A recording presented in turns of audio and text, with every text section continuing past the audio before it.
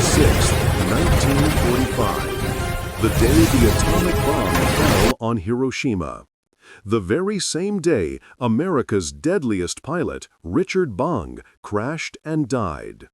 How could a man who survived 200 combat missions and 40 aerial victories in the brutal Pacific theater perish in a routine test flight back home? This is the untold story of Major Richard Ira Bong, the unassuming farm boy who became the highest-scoring fighter ace in U.S. history, a record unbroken for 80 years. You'll discover the astonishing precision he pioneered, the relentless battles he dominated, and the shocking, forgotten irony of his end. His legendary path to 40 victories began not with natural aggression or warrior's instinct, but with disciplinary problems and unauthorized aerobatics over California, nearly ending his career before it ever truly started. Imagine a quiet young man from northern Wisconsin. How did he become America's deadliest fighter pilot? This is the incredible story of a pilot who, despite early struggles in training, transformed into an absolute master of aerial combat. It's about how a unique blend of natural talent, relentless practice, and flying one of the most lethal fighter planes ever created forged a legend in the Pacific theater. But his journey to 40 victories didn't start with some innate warrior's instinct. No, it began with something far more ordinary: disciplinary issues, specifically unauthorized aerobatics over California. Picture this: Second Lieutenant Richard Bong, fresh out of Luke Field in Arizona, still getting the hang of his P38 Lightning at Hamilton Field. He had limited flight time, yet he decided to pull off unauthorized, low-altitude aerobatic displays right over the San Francisco area. These stunts blatantly violated Army Air Force regulations, and they nearly grounded his career before it even took off. His commanding officer, General George Kenney, was not amused. The reprimand was swift and harsh. Yet Kenney, one of the most astute commanders in the entire Pacific theater, saw something remarkable in this young hotshot. He noticed exceptional aircraft control, incredible spatial awareness, and reflexes that operated with astonishing speed. So, instead of permanently grounding Bong, Kenney assigned him more training and kept a close eye on him. What Kenney recognized was that Bong possessed those rare qualities that elevate a good pilot to an exceptional one: uncanny depth perception, an instinctive ability to calculate deflection angles, and an unwavering composure even under immense stress. These were skills, he knew, that absolutely had to be cultivated. By September 1942, Bong was assigned to the 9th Fighter Squadron, part of the 49th Fighter Group, and was deploying to New Guinea with the 5th Air Force. At this point, his actual combat experience was still very, very limited. The Japanese, on the other hand, had been fighting relentlessly since 1937. Their pilots were seasoned veterans, having seen action in China, the Philippines, and countless brutal air battles across the Pacific. On paper, the odds were heavily stacked against the Americans. Then came December 1942, above Buna, New Guinea, Bong's very first combat missions. P-38s from the 9th Squadron soared to intercept Japanese bombers, heavily escorted by nimble Zero fighters. Lieutenant Bong, flying in the wing position, watched as enemy formations literally materialized out of the clouds. Formidable Mitsubishi bombers, shielded by those incredibly maneuverable A6M-Zeros. But the P-38 Lightning, that was a beast unlike anything the Japanese had ever encountered. Imagine this: a twin-boom aircraft, 2 powerful engines, tricycle landing gear, and those unique counter-rotating propellers that completely eliminated torque. But that's not all. It packed a serious punch with 4.50 caliber machine guns and a single 20mm cannon, all mounted right in the nose, creating an absolutely devastating cone of concentrated firepower. And performance? It could scream past 400 miles per hour and climb above 40,000 feet, easily outrunning and outclimbing most Japanese planes.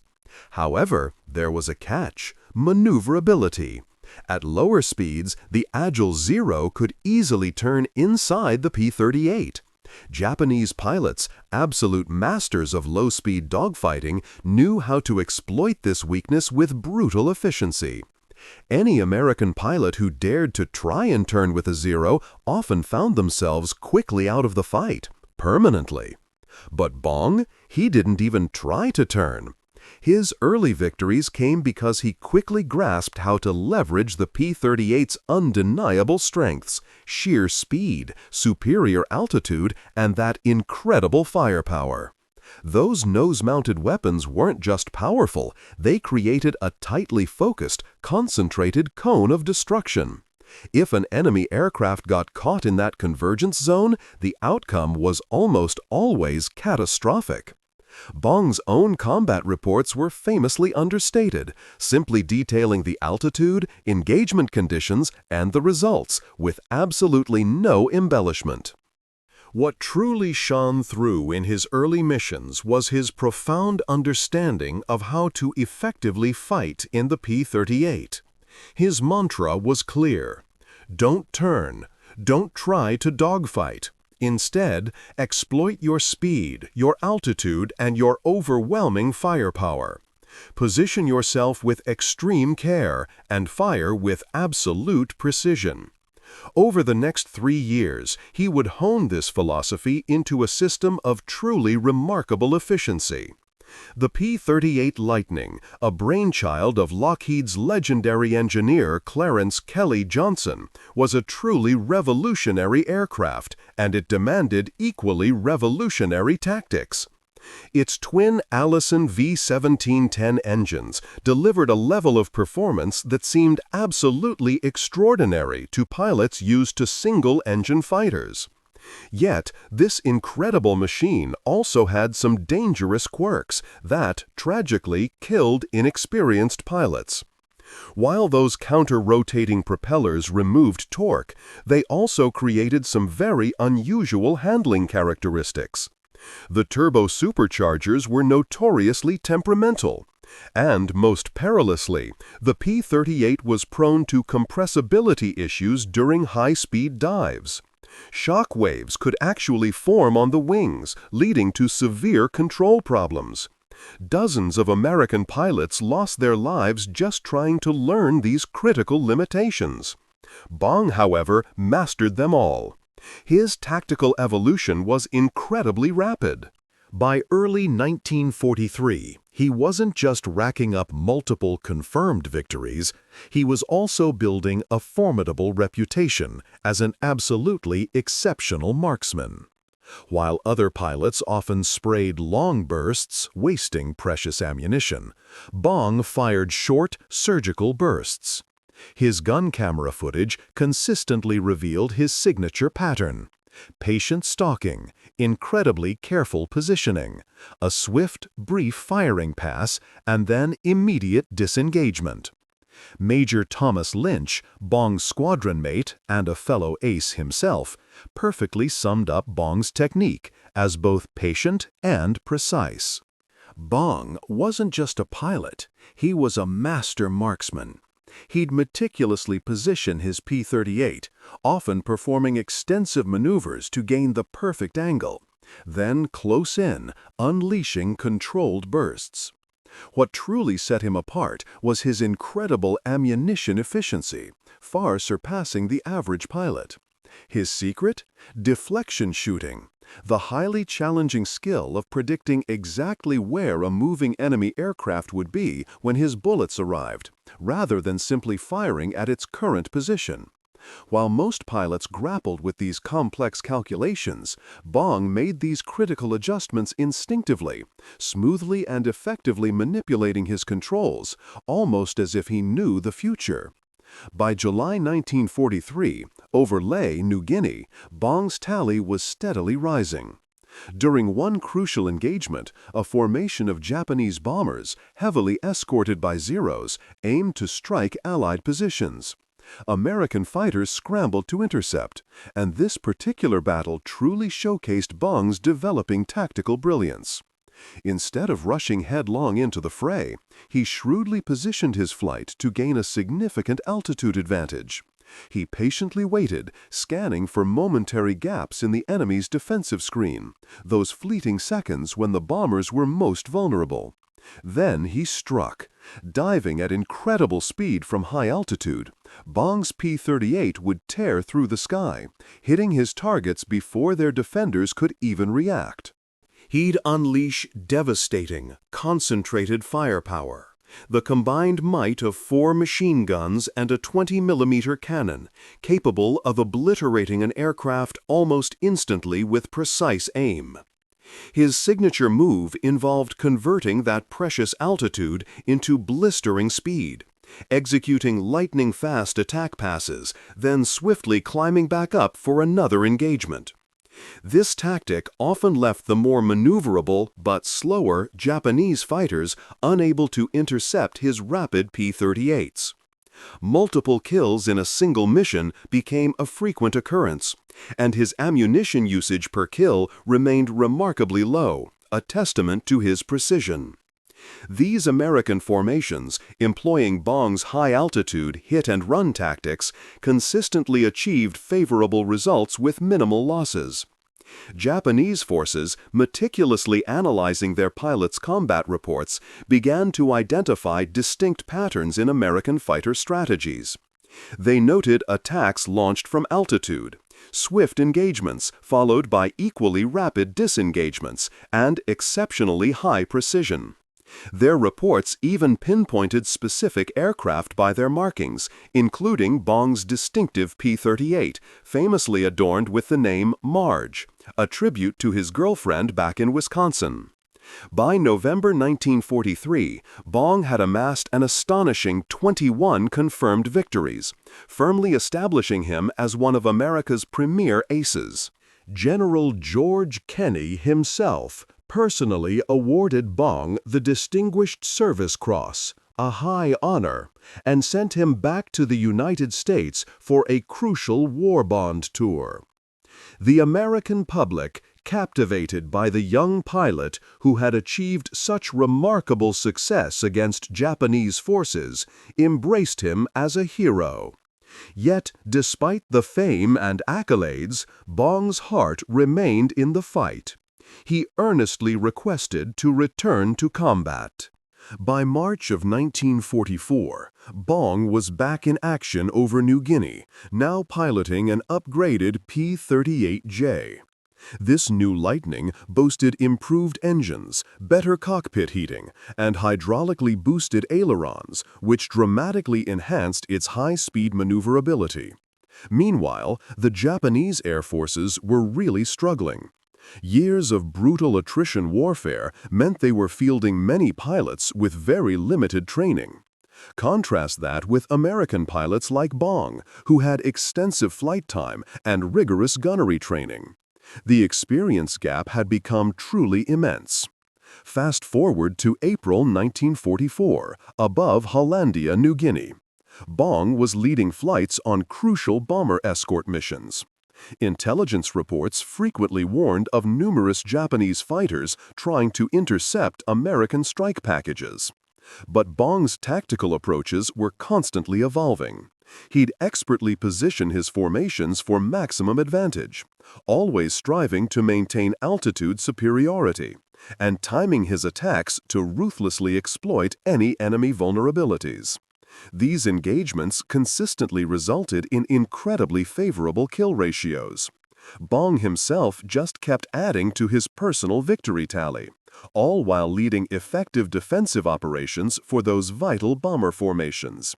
His technique was built on several core principles. Always maintain an energy advantage through altitude.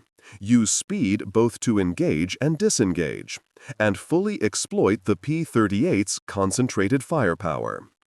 He strictly avoided turning fights that would negate American advantages.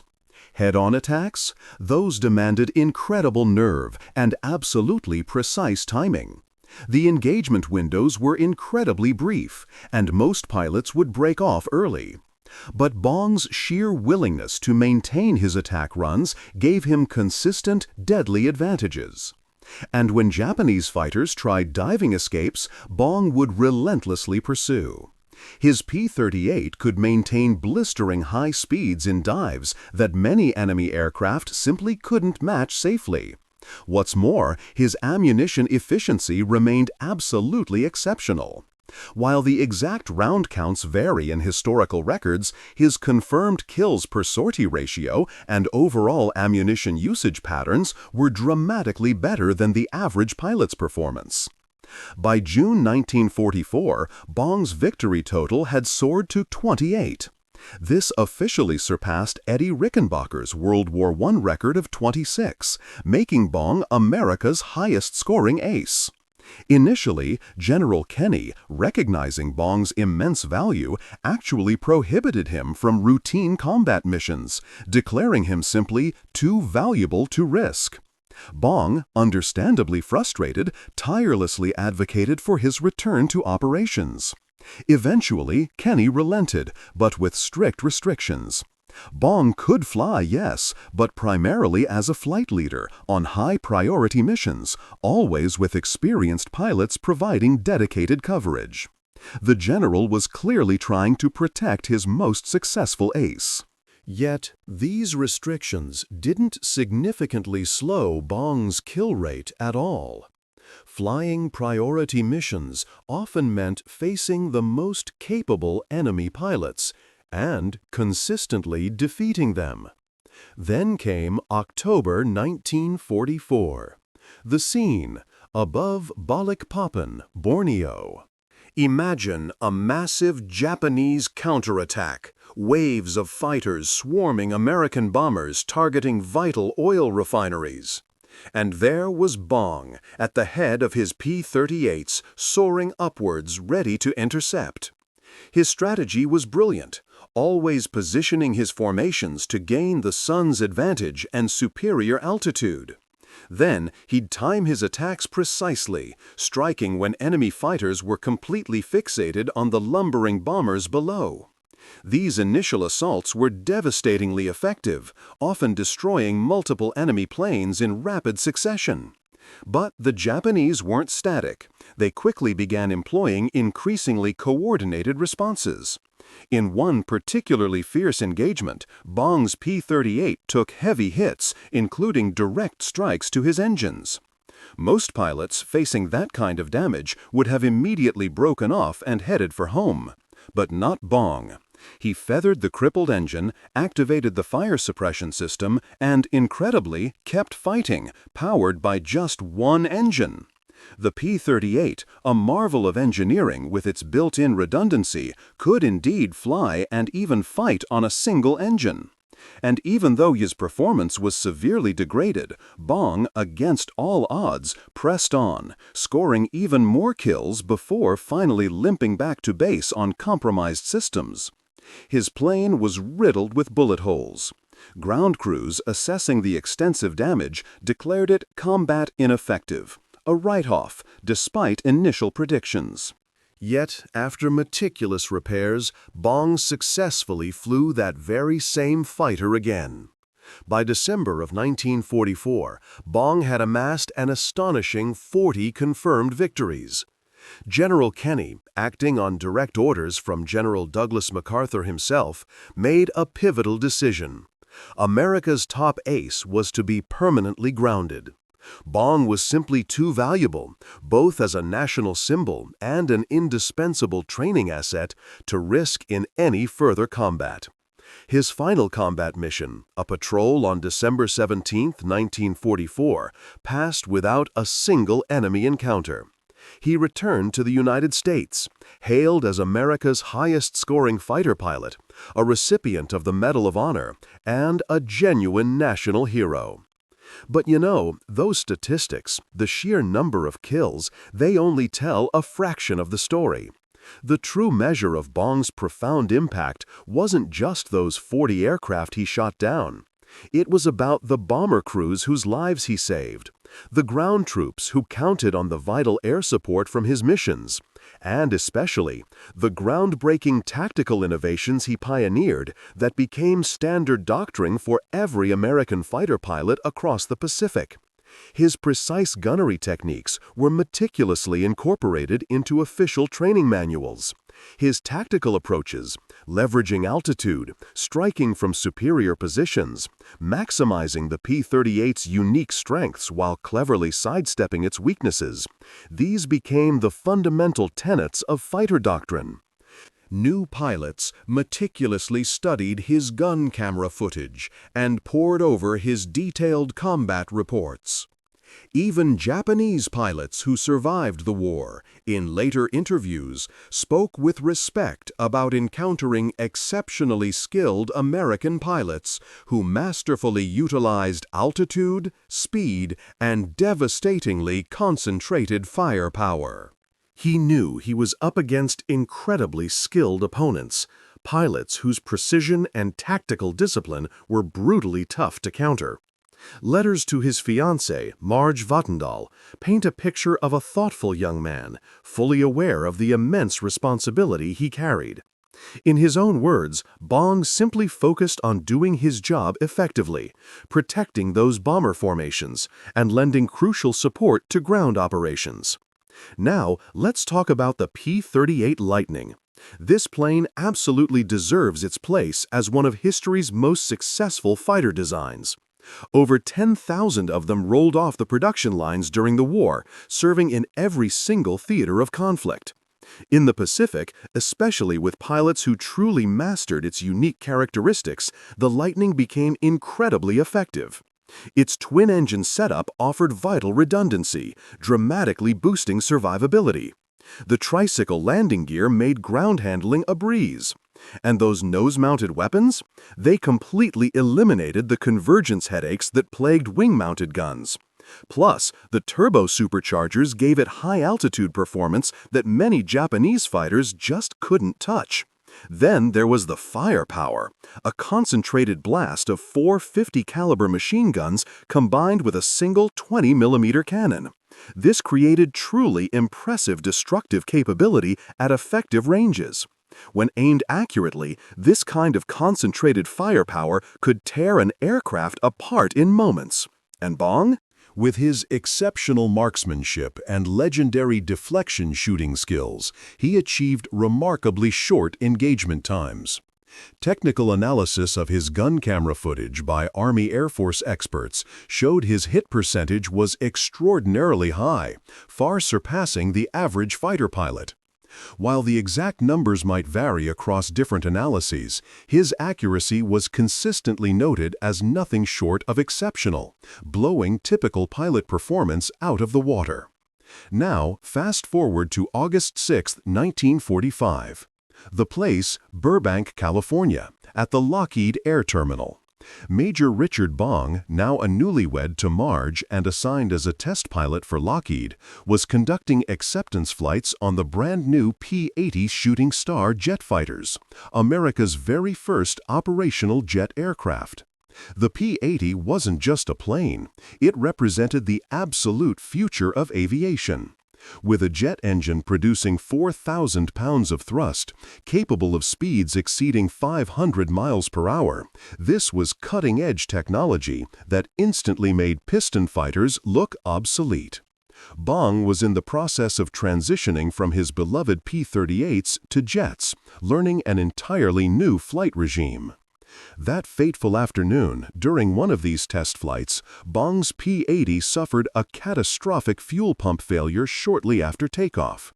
The engine quit at a dangerously low altitude, leaving him with simply no time or altitude for any kind of recovery.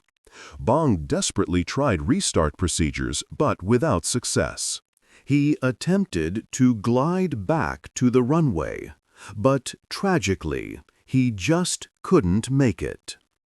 In those final, desperate seconds, he tried to bail out, but there just wasn't enough altitude. His P-80 crashed, and Major Richard Bong, America's legendary ace of aces, died instantly at the tragically young age of 24. And on that very same day, an American B-29 bomber, the Enola Gay, unleashed the atomic bomb on Hiroshima, Japan. Unsurprisingly, the news of Bong's death, though significant, was almost completely overshadowed by the monumental headlines heralding the dawn of the atomic age. Yet here we are, roughly 80 years later, and Richard Bong's incredible record of 40 confirmed aerial victories stands completely unbroken. It's a record that, frankly, is almost guaranteed to remain permanent. Why? Because modern air combat, now dominated by beyond visual range missiles and sophisticated radar-guided weapons, simply won't ever again create the kind of intense, close-range dogfighting that defined aerial engagements during World War II.